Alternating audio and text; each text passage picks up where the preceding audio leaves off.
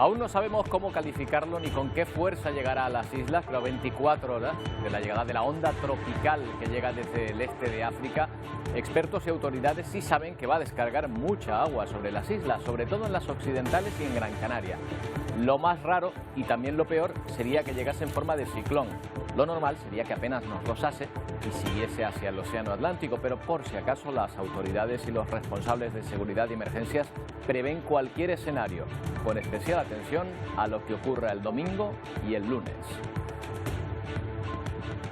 ¿Qué tal? Buenos días. Inquietud por la fuerza que pueda alcanzar en las islas este fenómeno. Enseguida les damos todas las claves de las que disponemos en este momento sobre este asunto, que en todo caso no va a alcanzar la magnitud del huracán que está afectando ahora mismo al Caribe y que amenaza con llegar incluso a las costas de Canadá. Fiona fue incrementando su fuerza a medida que avanzaba entre Puerto Rico, República Dominicana y Bermudas. A su paso ha ido dejando una enorme destrucción, sobre todo en las zonas más deprimidas. Fiona ha dejado allí su rastro de destrucción.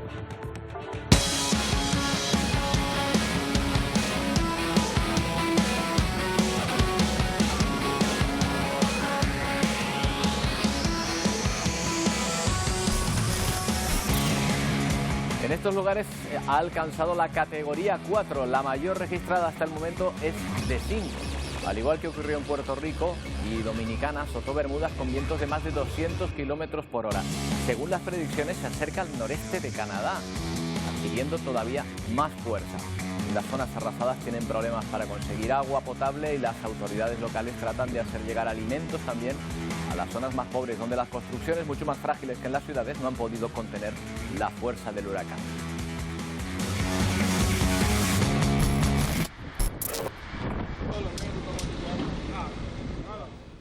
También veremos cómo las fronteras de Rusia se colapsan por el intento de miles de ciudadanos rusos de escapar al reclutamiento forzoso impuesto por el gobierno para ir a la guerra de Ucrania. A Rusia le está costando encontrar los 300.000 soldados que buscaba con esta movilización parcial, y su policía militar hace batidas por las principales ciudades, incluso en las estaciones de metro, para obligar a alistarse a quienes consideran. Mientras tanto, Ucrania ha conseguido que vuelvan a casa más de 200 prisioneros, un intercambio con Rusia, entre ellos los héroes de Azov, a cambio de la petición rusa. Solo un hombre, un oligarca muy cercano a Putin, que ha dejado claras las prioridades del Kremlin y tal vez por qué le va tan mal en esta guerra injustificable. Y desde la lejana isla de Bali, en Indonesia, escuchamos con inquietud la llamada de auxilio de una pareja canaria para repatriar a su hijo Mateo. El pequeño sufre una extraña enfermedad en la sangre que impide su tratamiento allí y necesita ser trasladado de inmediato a España. El proceso ya está en marcha. Enseguida trataremos de averiguar si la vuelta de Mateo a su país está cerca. Pero lo primero es lo que nos viene este fin de semana. A tan solo 24 horas de empezar a notar las primeras lluvias, aún no sabemos qué es lo que se nos viene encima exactamente. Si será un ciclón, en el peor de los casos, o una borrasca, en el mejor. Nos lo cuenta Edgar Cedrés. ¿Qué tal, Edgar? Buenos días. Buenos días, Roberto. En principio habrá que estar pendiente a la evolución de este sistema en los próximos 24 o 36 horas, porque dependerá de su influencia en el archipiélago. De momento, el Centro Nacional de Huracanes, que es la entidad responsable para el seguimiento de estos sistemas, pues apunta que con un 70% de probabilidad este sistema se convertirá en una depresión tropical. O sea, tenemos un 70% de que se convierta en una depresión tropical. ¿Qué es una depresión tropical? Bueno, en principio ya es un área cerrada, bien marcada, con una convección bastante marcada, un área de inestabilidad, con tormentas. Si te parece, vamos a ver la última imagen del satélite, porque a esta hora de la mañana tenemos ese centro de inestabilidad al oeste de la costa africana, entre Senegal y Mauritania, y también entre el archipiélago de Cabo Verde. En las próximas horas, apunta a todos los modelos, pues que tendrá que desplazarse hacia el norte, y en su avance nos enviará diferentes líneas de inestabilidad al archipiélago. Ya tenemos algunos intervalos de nubes altas, en general sin consecuencias, pero esa nubosidad nos dejará precipitaciones y si se cumplen los modelos serán bastante intensas en las próximas horas. De acuerdo, un 70% de que esta masa que está ahora mismo, cuando llegue aquí, sea una depresión tropical. ¿Y el otro 30% qué indicaría? Bueno, todo apunta, todo se rige en función a los modelos probabilísticos, los modelos de predicción. Hay modelos que sitúan esa zona de inestabilidad al suroeste del archipiélago, luego tendería a debilitarse, entonces no sabemos si en su ascenso de latitud esa inestabilidad irá a menos o a más. Todo apunta a que iría a más, se convertiría en esa depresión tropical y generaría bastante inestabilidad en el archipiélago. Vamos a ver un gráfico que refleja pues ese movimiento de la situación que en su movimiento hacia el archipiélago. Ahí parte esa zona de inestabilidad, esa onda tropical de la que estamos hablando. En las próximas horas pues tenderá a desplazarse hacia el norte y, como vemos al final, pues tenderá a debilitarse, desaparecen esas líneas, lo que quiere decir que se aproximará mucho al archipiélago y nos enviará esas bandas de precipitación, que será el fenómeno en principio más destacable, pero en general tenderá a perder intensidad ya a comienzos de semana. Claro, lo normal sería que este germen de huracanes, porque al final estos son los huracanes que después vemos en el Caribe, que se forman aquí, en vez de ir hacia aquí, hacia Canarias, se desplace hacia el centro del Atlántico, ¿no? Sí, tiene un comportamiento bastante anómalo, como bien dices, pues normalmente las ondas del este avanzan hacia el Atlántico, hacia dentro del Atlántico y cargan fuerza. Pues favorecidos principalmente por la temperatura del agua del mar, se refuerzan y llegan a convertirse en huracanes, como por ejemplo Fiona, de categoría 4 o 5 en el Atlántico, en el Caribe. En principio, este comportamiento anómalo desplaza esta zona de inestabilidad hacia el norte-noroeste y, como decimos, pues habrá que estar muy pendiente en las próximas horas de su evolución, porque generará fuerte inestabilidad en el archipiélago. ¿Inestabilidad traducida en qué? ¿En lluvia? ¿En viento también? Sí, principalmente en precipitaciones. Ya han actualizado los avisos de la Agencia Estatal de Meteorología. Principalmente van a ser precipitaciones concentradas mañana en la provincia occidental y en la isla de Gran Canaria. Ya hay avisos, porque las precipitaciones pueden ser puntualmente intensas, de 15 litros por metro cuadrado en una hora y hasta 60 u 80 litros por metro cuadrado en 12 horas. En la siguiente animación de temperaturas también vamos a ver cómo se mueve ese sistema a lo largo de las próximas horas. Tenemos la zona de la tormenta tropical afectando a Cabo Verde, perdón, a las Islas Azores. Sí. Tenemos Ese es Gastón, ¿no? Sí. Esa es la otra tormenta que está... Tenemos la tormenta tropical Gastón, tenderá a desplazarse hacia el Atlántico y nosotros pendientes pues de esa depresión tropical que en caso de que se forme pues generará esa fuerte inestabilidad en el archipiélago. A destacar pues que, a diferencia de los sistemas que nos suelen afectar normalmente al archipiélago, las danas o las vaguadas, que suelen tener un núcleo frío en altura, la inestabilidad corresponde a aire frío en altura, a diferencia de estos sistemas, si ven, pues la temperatura es más cálida en su núcleo interior, lo que refleja esa fuerte inestabilidad que se traduce en tormentas y aguaceros localmente fuertes. Claro, lo peligroso en este caso no es tanto que llueva a lo largo de todo el día, sino que caiga mucha lluvia en muy poco tiempo, ¿no? Sí, en principio la predicción apunta a precipitaciones, sobre todo afectando a las islas más occidentales, una banda de precipitaciones que recorrerá todo el archipiélago, y si te parece vamos a ver una animación de esas precipitaciones a lo largo de las próximas horas. En principio comenzarán mañana a partir del mediodía, entrarán por la isla del Hierro. Esas lluvias pueden ser puntualmente moderadas a fuertes y estar acompañadas de actividad tormentosa. No se descartan chubascos localmente muy fuertes. Como decimos, mañana a partir del mediodía entrará esa banda nubosa desde el suroeste hacia el nordeste del archipiélago. En principio las precipitaciones pues menos importantes caerán en las islas orientales, aunque, como sabemos, como están poco acostumbrados a que llueva, pues también pueden causar destrozos, aunque sean precipitaciones no tan destacables como en las islas occidentales. Las infraestructuras no están tan acostumbradas a recibir mucha agua y cuando llega pues los problemas que hay, evidentemente.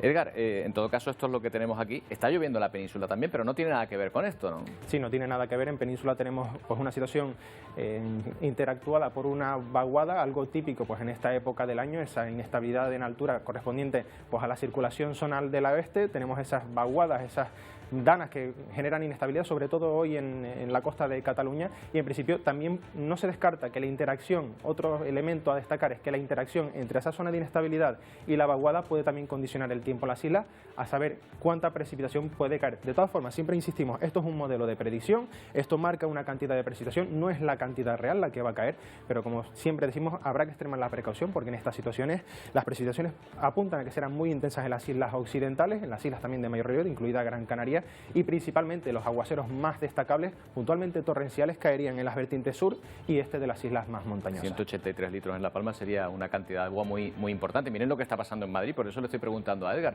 24 horas después de las intensas lluvias que han provocado muchísimas incidencias, sobre todo en el municipio de Cienpozuelos. Los servicios de emergencia siguen trabajando todavía para achicar agua. Aún hay muchas carreteras, como ven, también viviendas completamente anegadas por esas precipitaciones de las últimas horas. Los vecinos denuncian que muchas casas han sufrido importantes daños. Recordemos que en pocos minutos se llegaron a registrar más de 40 litros por metro cuadrado. ¿Hasta dónde ha llegado el agua? Estoy bajando las escaleras. Bueno, el tiempo preocupa mucho también al otro lado del Atlántico, en el Caribe. En la isla de Aruba, los vecinos fueron sorprendidos por un mini tornado. Lo van a ver ahí en imágenes, un pequeño remolino que poco a poco comienza a tomar fuerza y que acaba llevándose las planchas, ahí lo ven, de los tejados de algunas casas que encuentra a su paso. Los daños solo fueron materiales, pero sin duda es una de las múltiples consecuencias del mal tiempo que estamos viendo, sobre todo en esta zona.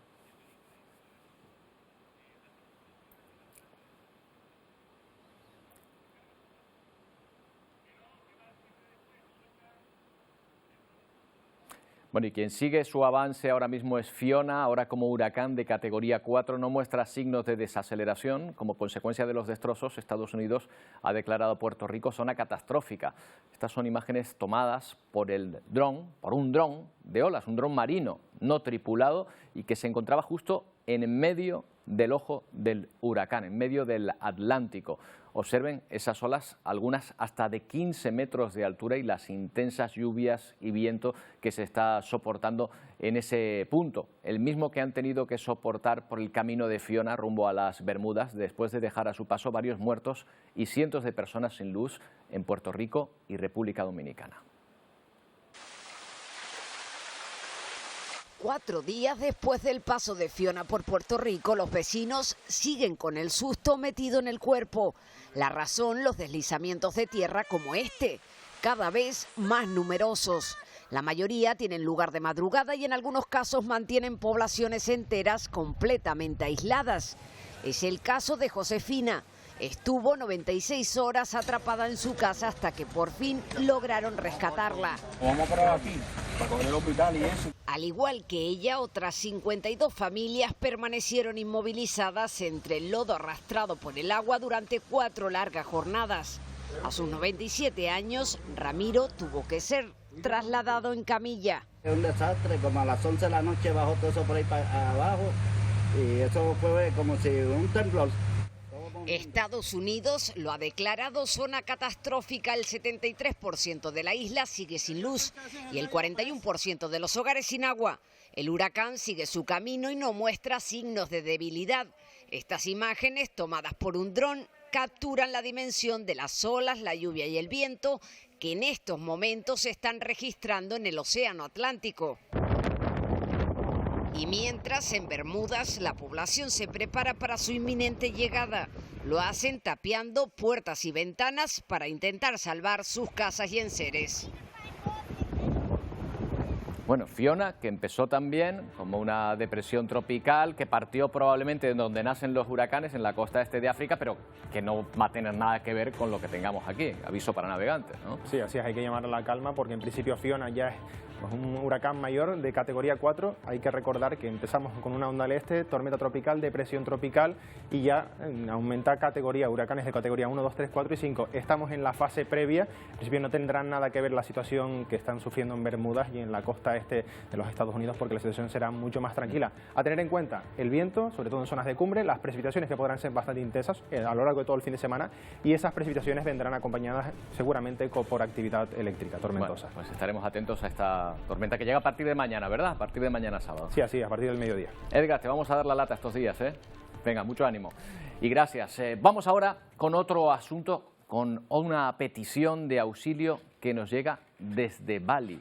Una familia canaria de Lanzarote, concretamente, que trata de trasladar a su hijo de solo 21 meses en un avión medicalizado hasta España. El pequeño se llama Mateo, lleva varias semanas en un hospital en Indonesia recibiendo transfusiones de sangre tras ser diagnosticado, en principio, de una enfermedad de la sangre muy severa. La familia ha iniciado una campaña para recaudar fondos y volver cuanto antes. Hola, pues este es Mateo, yo soy Sonia, soy su mamá y este es nuestro 7º día en el hospital Sangla de Bali. A Mateo le han diagnosticado una enfermedad de la sangre que se llama anemia hemolítica autoinmune y estamos intentando pues mandarlo para casa porque aquí en Indonesia no pueden tratarlo, no tienen los medios para diagnosticarlo, entonces no lo pueden poner con ningún tratamiento. Mateo es un niño muy fuerte, aquí donde lo veis que parece que esté muy sano, ahora mismo tiene unas analíticas muy justita.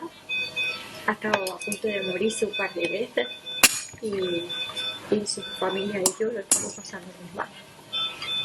Hay un montón de gente volcada en Mateo. Mucha gente ha venido a donar sangre, mucha gente está donando dinero, pero necesitamos ir más allá, necesitamos ayudar a las instituciones, necesitamos que España venga ayudando.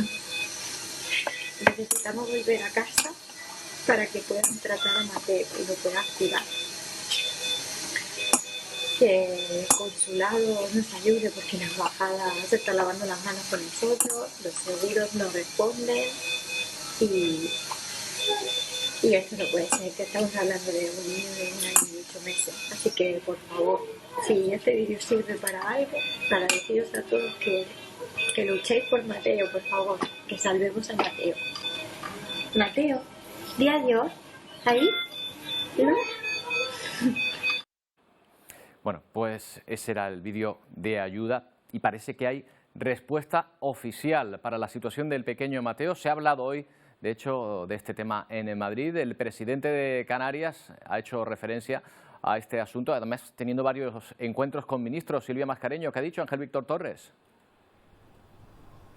Pues sí, le hemos preguntado a Torres por eso y nos ha confirmado que ya se ha puesto en contacto no solamente con el Ministerio de Asuntos Exteriores y el de Sanidad, que son los competentes en este tipo de casos, sino también con la ministra de Turismo, Reyes Maroto, que casualmente está en Bali porque se celebra allí el G20 estos días. Hoy mismo Reyes Maroto va a visitar a la familia en el hospital, pero al tiempo se están evaluando todas las opciones para trasladar al niño.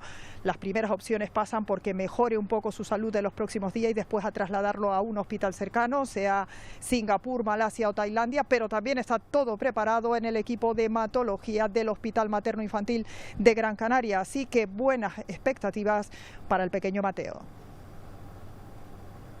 Se van a poner todos los medios para que cuanto antes se pueda trasladar a nuestra tierra y que pueda estar en Canarias, ¿no? Por tanto, también estamos en contacto con las líneas aéreas para arbitrar el mecanismo más urgente para el traslado desde allí. Bueno, pues ya ven, respuesta oficial del presidente y de la ministra ministra de Turismo, que se encuentra precisamente en aquel país. Los familiares del niño aquí en Canarias se han movilizado en el Lanzarote, han puesto varias iniciativas en marcha. Vamos a saber cuáles. Salvador Cruz, buenos días. La principal iniciativa, Roberto, apelar a la solidaridad de todos los canarios y las canarias para ayudar al pequeño Mateo, que, como ya han visto, lucha por salvar su vida en un hospital de Bali. En ese sentido, la familia ha activado una campaña, un número de cuenta que podrán ver en sus pantallas para recaudar fondos y costear el costoso tratamiento que está recibiendo Mateo. Sus padres cifran este tratamiento. Hasta ahora cada día han gastado unos 1.000 euros diarios. De momento, la campaña Todos con Mateo ha recibido cerca de 1.300 donaciones, con algo más, Roberto, de 34.500 euros. También ha decidido implicarse en este asunto de lleno Rafael Llanes Mesa, que es diputado del Común, desde que tuvo conocimiento de la noticia. Creo que se ha puesto en contacto con la madre del pequeño para actuar urgentemente. Con él hablamos. ¿Qué tal, Rafael? Buenos días. Hola, buenos días, Roberto. Bueno, según su información, ¿cómo está este asunto ahora mismo? Bueno, yo he hablado con la madre. Ha habido, digamos, un primer momento en el que estaba desesperada, un segundo momento en el que me hablaba de que había buena predisposición con la embajada, y esta mañana me volví a decir que se encontraba en una situación muy difícil. Yo esta mañana estuve hablando con el defensor del pueblo de España, Ángel Gabilondo, para que gestionara ante el Ministerio de Asuntos Exteriores esta ayuda urgente. Y bueno, él está muy interesado en realizar esas gestiones, pero la verdad es que ahora mismo desconozco la situación. Claro, la intención o lo que busca la familia es que un avión medicalizado, porque el niño se encuentra grave, lo pueda trasladar desde Indonesia hasta nuestro país, hasta España o hasta Canarias incluso, ¿no? Sí, la dificultad es que no puede ser en un vuelo comercial, tiene que tener las garantías médicas de que Mateo llegue sano y salvo a su tierra. Él nació aquí. Y bueno, y también quiero decir que además de esta actuación, la familia ha abierto una cuenta para posibles donaciones, digamos, y ayudar a que el niño pueda volver. Y la verdad es que tú sabes que nuestra gente es muy solidaria en estos casos. De manera que nuestra actuación, digamos, va dirigida al gobierno para que sea el que garantice ese traslado, pero bueno, muchas veces estas actuaciones sirven para movilizar a la opinión pública y que esa solidaridad permita el regreso de Mateo. Pues Rafael, esperamos que estas gestiones sirvan para algo. Ya hemos visto que el presidente del Gobierno de Canarias se ha puesto también manos a la obra, que incluso la ministra se ha implicado, la ministra de Turismo que está en la zona y que parece que se va a acercar con ellos, con lo cual entendemos que esto ayudará a agilizar los trámites. Muchas gracias por atendernos. Y ayuda también el hecho de que medios informativos como el tuyo se preocupen de estos asuntos sociales. Eso ayuda mucho a la sensibilización general y a la sensibilización de las autoridades, que son las que pueden poner solución en este asunto. Así que felicidades. Gracias, Rafael. Hablamos. Buenos días. Venga. Bueno, pues esta es la situación. Parece en principio que podemos mirar con optimismo la situación a la que se enfrenta el pequeño Mateo, pero haremos seguimiento para comprobar que todo esto efectivamente vaya en el cauce que todos esperamos. Vamos con otro asunto. Al menos 6 personas han perdido la vida en un ataque con drones, con misiles, en la ciudad de Donetsk, según las autoridades separatistas rusas. La acción se produjo en un mercado cubierto en el centro de la ciudad.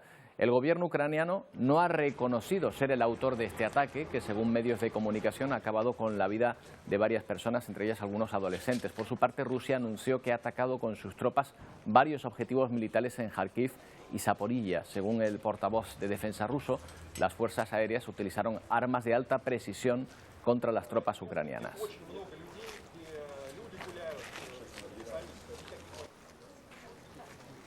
A este escenario de guerra y destrucción es precisamente al que no quieren ir miles de personas que están siendo reclutadas por Rusia.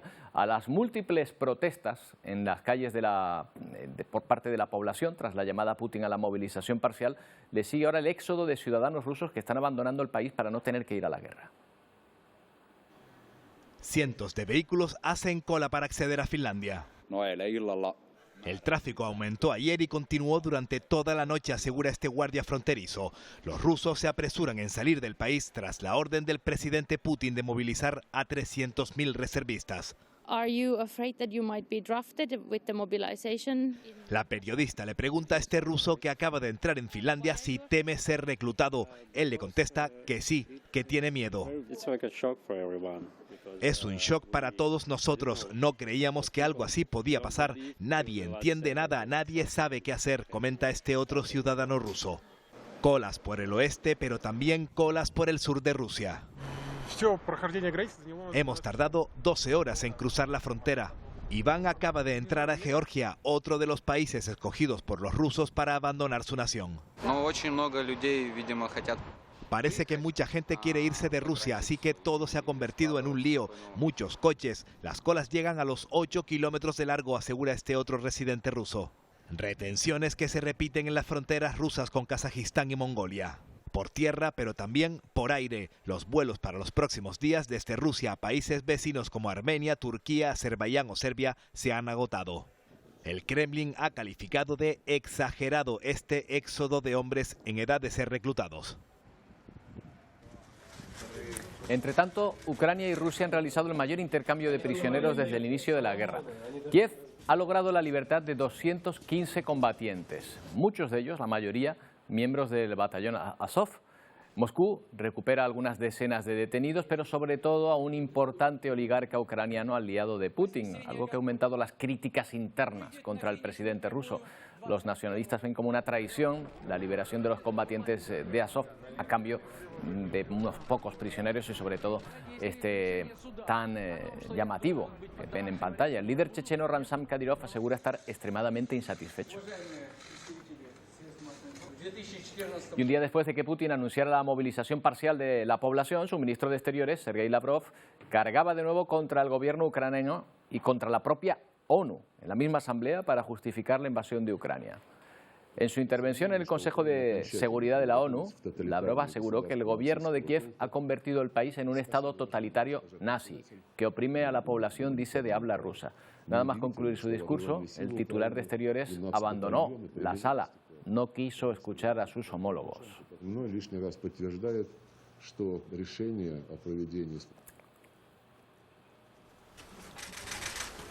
Por cierto, que hoy ha comenzado el referéndum express de anexión a Rusia en las provincias separatistas de Donetsk y Lugansk. Sobre la marcha, sin campaña electoral, sin apenas reparto de urnas. Estas son las zonas que están bajo ocupación rusa, las zonas de Jersón y Zaporilla. Las consultas se van a desarrollar hasta el próximo martes. Ya han sido calificadas de farsas por el gobierno ucraniano y por todo Occidente. Incluso el secretario general de la ONU se ha referido a ellas sin darle un ápice de credibilidad. Toute annexation du territoire d'un État par un autre État par la menace ou le recours à la force constitue une violation de la Charte des Nations Unies et du droit international. Hablamos con Nicolás de Pedro, profesor de Relaciones Internacionales especializado precisamente en el espacio postsoviético. ¿Qué tal, Nicolás? Buenos días.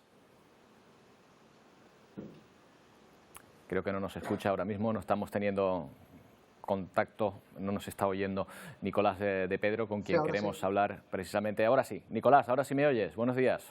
Sí, ¿qué tal? Hola, buenos días. Oye, que estas elecciones evidentemente no tienen ninguna credibilidad, o sea, convocadas prácticamente hace 48 horas y bueno.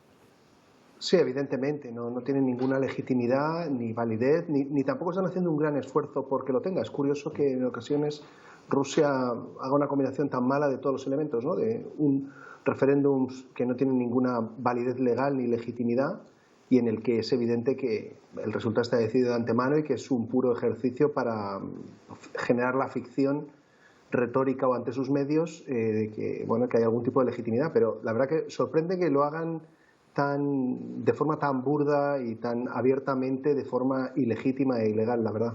Han pasado ya 48 horas de esa declaración pública de Vladimir Putin, avisando, bueno, de esa movilización parcial y también de su advertencia a Occidente, incluso con la amenaza de usar armas nucleares.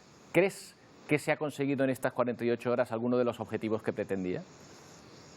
Bueno, lo que está intentando Putin es, digamos, recuperar la iniciativa, porque Rusia ha sufrido unos reveses muy severos las últimas 3 semanas, y tratar de cambiar la dinámica, ¿no? Y recuperando la iniciativa. Y para ello, bueno, ha recurrido a esta movilización prácticamente general, como estamos viendo, o muy masiva, en la que ya veremos, y eso es poco probable que tenga un impacto a corto e incluso a medio plazo en lo que es estrictamente el teatro de operaciones ucraniano, pero Rusia está intentando generar la perspectiva de que va a haber una gran escalada y además que puede incluir que Rusia cruce el umbral nuclear. Lo que está tratando es de intimidar fundamentalmente a los europeos y también a Estados Unidos para que pongan presión e incluso fuercen a Ucrania a negociar en términos favorables para Moscú. Y en función de la respuesta de Occidente, es decir, si el Kremlin percibe que hay miedo, alarmismo, pánico, debilidad y fisuras, digamos, entre las dos orillas del Atlántico,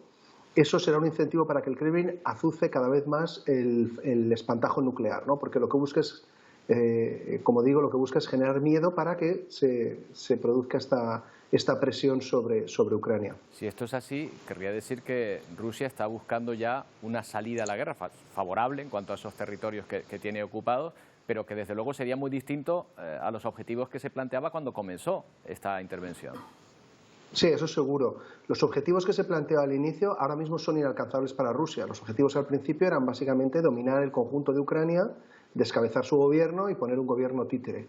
Ahora el Kremlin tiene que hacer de la necesidad virtud y tratar de salir de este atolladero, tratando de fragmentar territorialmente Ucrania y presentar algo, lo que tiene ahora las 4 provincias que ocupa, como un gran éxito, como una misión cumplida.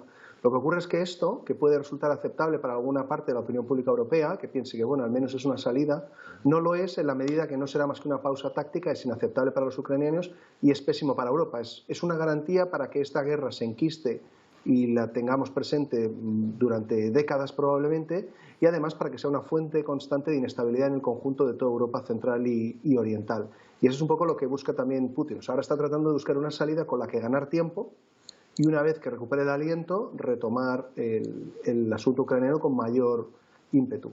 La presión ahora mismo sobre Putin, aparte ya de Occidente, evidentemente, y de Estados Unidos, ¿de dónde le está ahora mismo llegando? ¿De sus habituales aliados hasta ahora, por así decirlo, de China, de India, o la presión interna de sus propios ciudadanos que empiezan a revolverse ante esta guerra? Bueno, hay una combinación de las dos cosas. Por un lado le han venido, tanto China como la India le han dado un pequeño tirón de orejas, porque no tanto porque les preocupe la invasión, como sobre todo les preocupa la posible derrota y colapso de Rusia. Esto les inquieta particularmente. Al mismo tiempo, Putin ha percibido que no son aliados realmente, pero bueno, sus socios centroasiáticos le perciben cada vez con más debilidad. Y eso es un riesgo muy serio para Putin, para el propio Putin. Y en cuanto a la presión interna, esta movilización lo que revela es que Putin tiene más miedo, en este momento al menos, a la presión que viene de los sectores más duros del régimen, de Fuerzas Armadas y del ultranacionalismo ruso, lo podríamos calificar los halcones en Rusia, que a la población en general. Porque el Kremlin sabe perfectamente, lo sabía antes, en fin, lo sabía el 24 de febrero y lo sabe hoy, que esta movilización es muy impopular y que va a encontrar resistencias. Hemos visto, ¿no?, los miles de personas que están intentando huir, las resistencias que hay, etcétera. Pero le preocupa más que los halcones puedan hacerse fuerte o que decidan que Putin es débil y hay que quitarle la silla, y más que esta movilización general popular que, bueno, ya veremos. Ahora bien, a medida que empiece a haber bajas y que no se produzca o que, digamos, los familiares, ¿no?, y la opinión pública rusa empieza a percibir estos costes tan altos de la guerra, ahora es un factor que hay que tener en cuenta. ¿Cuál va a ser el malestar? ¿Cómo se canaliza el malestar que vamos a ver cada vez más en Moscú, San Petersburgo y otras ciudades rusas? Claro, es una cuestión, aunque ahí está también la amenaza nuclear, que claro, uno piensa, bueno, ahora empezarán a lanzar misiles, pero la amenaza nuclear puede ser una explosión en un lugar determinado, pequeña, que eso, en todo caso, sería un punto de inflexión que sabemos a dónde nos llevaría, Nicolás. Bueno, si se cruza el umbral nuclear, entraríamos en un territorio ignoto y lleno de incertidumbres para todos los actores, Rusia y el resto del mundo. Lo que ocurre es que en este momento, cuanto más sólida y robusta sea la comunicación estratégica, fundamentalmente de Estados Unidos, pero también de Europa, menos probable es que Rusia decida agitar constantemente y no, digamos, cruzar el umbral nuclear. Porque esa es una opción que, por un lado, en el campo de batalla no tiene por qué tener un impacto tan severo o tan significativo o tan definitivo, y que además está llena de riesgos políticos y diplomáticos para el propio Putin. O sea que lo que hay que recurrir a elementos de disuasión clásica, y ahí, guste más o menos a este lado del Atlántico, digamos, el actor clave sigue siendo Estados Unidos, que es quien puede generar la suficiente disuasión e incertidumbre del lado de Moscú para que no se atreva en ningún caso a amenazar o usar el arma nuclear. Lo que sí vamos a ver, es muy probable, las próximas semanas, es que Rusia trata de agitar este espantajo cada vez más, porque lo que va a tratar es de generar pánico, nervios y mucha incertidumbre en Europa. Entonces ahí va a ser muy importante que, digamos, los gobiernos y las opiniones públicas sepan asumir esta situación con cabeza fría y realismo, porque cuanto más se caiga en esa provocación en forma de nervios, pánico y alarmismo,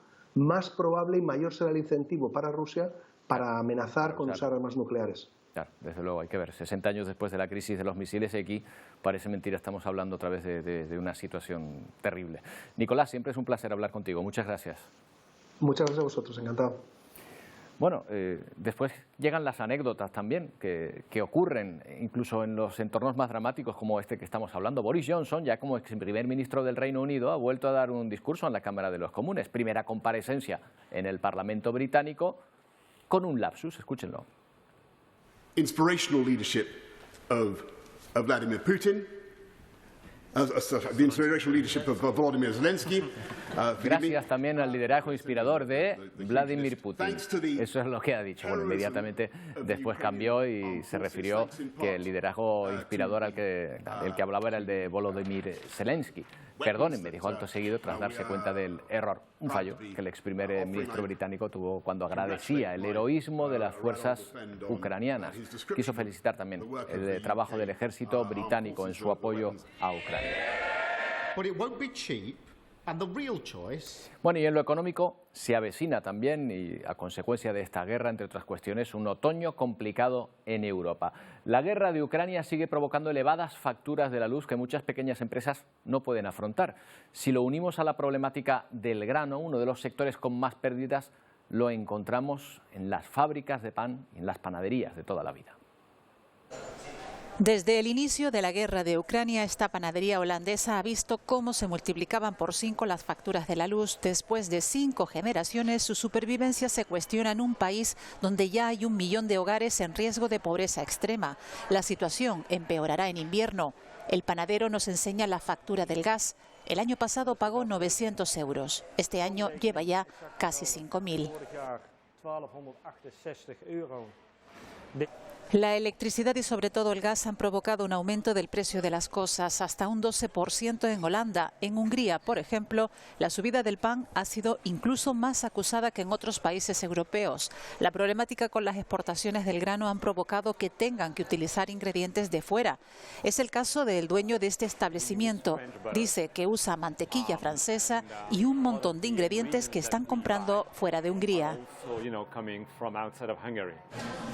En Alemania, miles de niños están comiendo gracias a las organizaciones benéficas. Los comedores sociales, como este de Berlín, están prácticamente completos.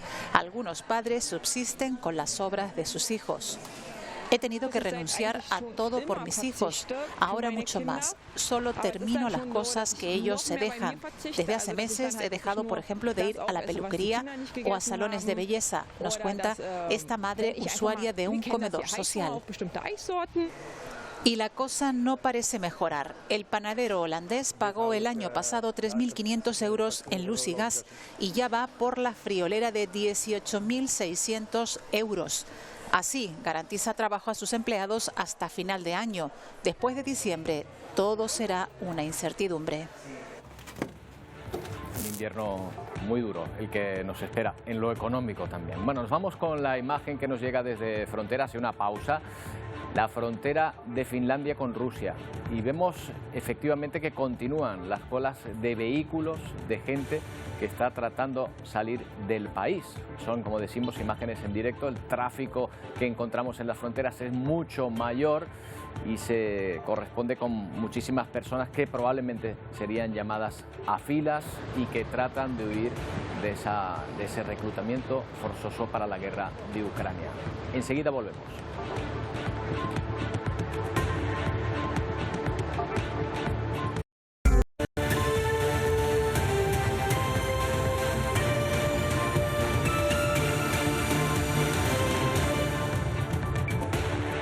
Más información en Atlántico Noticias. Anoche Salvamento Marítimo rescató una patera con 56 personas a bordo cerca de aguas de Fuerteventura.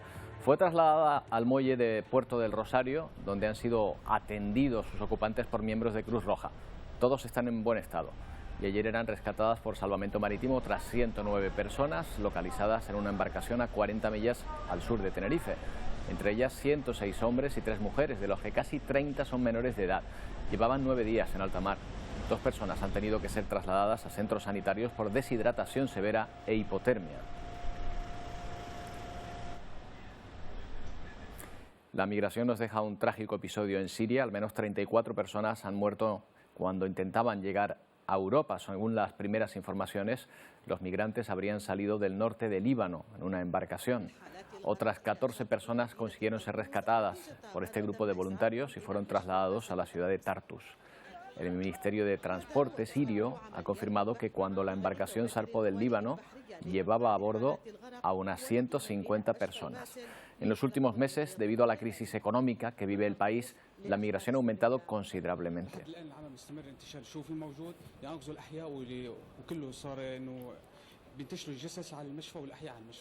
Y este señor vuelve. Vuelve Silvio Berlusconi. En las elecciones generales de este domingo, Italia elige sucesor o sucesora de Mario Draghi. Según las encuestas, el bloque de la derecha, apadrinado por Berlusconi, conseguiría el 46% de los votos. Esto sería suficiente para formar una cómoda mayoría en el Parlamento. La líder del partido Hermanos Nacionalistas, que ha registrado un fuerte ascenso en las encuestas, Giorgia Meloni, podría formar gobierno a partir del lunes si se cumplen esos sondeos. La política ha prometido en campaña una coalición entre los partidos de centro-derecha, es decir, con Berlusconi y Matteo Salvini, aunque en los últimos días el movimiento 5 Estrellas de izquierda ha ganado protagonismo en el sur del país.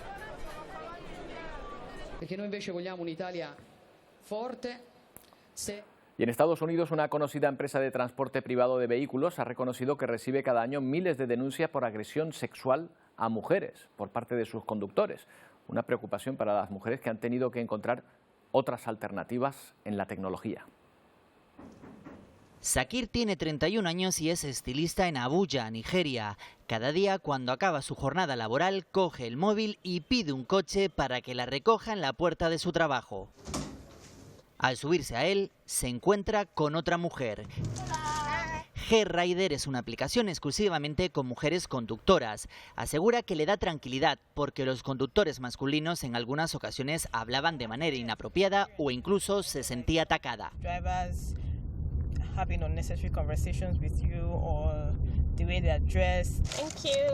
Ella es una de las cientos de nigerianas que han optado por este servicio para obtener más seguridad ante el incremento de robos, agresiones sexuales o acoso de hombres conductores en otras empresas de transporte. Esto animó a Monsura a crear su propia empresa. No queremos que las mujeres estén en alerta. G-Rider brinda alternativas de seguridad a las mujeres. Ante la alta demanda, espera ampliar el servicio a otras ciudades del país. En tan solo un mes, con 10 conductoras, ha realizado 500 viajes. Espera ahora que los hombres que por el momento rechazan usar este servicio con mujeres conductoras den al clic de la igualdad. Bueno, y si no han desayunado todavía o se preparan para almorzar, prepárense porque les vamos a hablar de caviar, pero no de las huevas de esturión, ¿eh? La propuesta que les vamos a hacer nos llega desde Costa de Marfil, guarda relación con una parte del caracol africano gigante. Allí ya la comparan con el manjar asiático. La demanda se ha disparado de tal manera que ya ronda las 250 toneladas. Es el nuevo manjar en Costa de Marfil. Se trata del caracol africano gigante, una especie amenazada por la extinción, ahora reconvertida en caviar. A día de hoy son numerosos los restaurantes que han incluido este selecto producto en sus cartas de comida. El caracol es el caviar de hoy en día, es una carne bastante preciada que no se puede comparar con la res, afirma Bernus Blé, gerente de la granja más importante del país.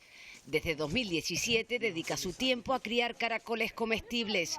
En los últimos años se han puesto en marcha unas 1.200 granjas y se ha formado a cerca de 6.000 personas en la cría de caracoles.